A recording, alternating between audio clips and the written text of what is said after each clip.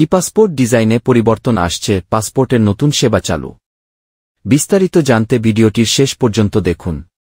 E-passport বুকলেটের design পরিবর্তন করার নীতিগত সিদ্ধান্ত নিয়েছে অন্তর্বর্তী সরকার। আজ রোববার নির্ভরযোগ্য একটি সূত্র এ তথ্য নিশ্চিত করেছে।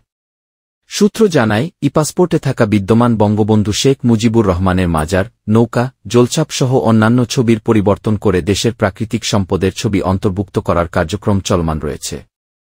এই সিদ্ধান্ত বাস্তবায়নে স্বরাষ্ট্র মন্ত্রণালয়ের সুরক্ষা সেবা বিভাগ কাজ করছে। পাসপোর্টের নতুন সেবা চালু। প্রবাসী বাংলাদেশিরা ই-পাসপোর্ট ডেলিভারির SMS সুবিধা পাবেন বলে জানিয়েছেন প্রধান উপদেষ্টার ডেপুটি প্রেস সচিব আবুল কালাম আজাদ মজুমদার। রাজধানীর ফরেন সার্ভিস একাডেমিতে এক প্রেস ব্রিফিংয়ে তিনি এ তথ্য জানান। তিনি উল্লেখ করেন, এর আগে এ সেবা শুধু দেশের অভ্যন্তরে সীমাবদ্ধ ছিল। আজাদ মজুমদার বলেন, পাসপোর্ট অধিদপ্তরের মহাপরিচালক আমাদের সুখবর জানিয়েছেন। এখন থেকে বাংলাদেশি নাগরিকদের ই-পাসপোর্ট তৈরি হওয়ার পর একটি SMS দেওয়া হয়। এটি এতদিন কেবল দেশের মধ্যে চালু ছিল।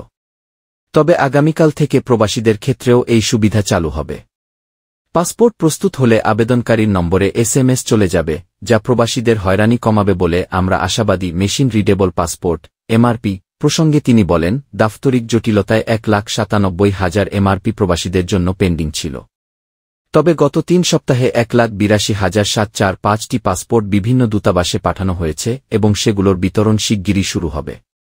এছাড়া তিনি পাসপোর্ট আবেদনকারীদের হয়রানি কমাতে নেওয়া নানা উদ্যোগের কথা জানান।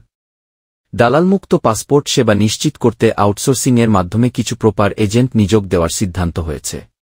তারা আবেদনকারীদের সঠিকভাবে সহযোগিতা করবে, যা দালাল চক্রের কার্যক্রম অনেকটাই বন্ধ করবে, যোগ করেন তিনি।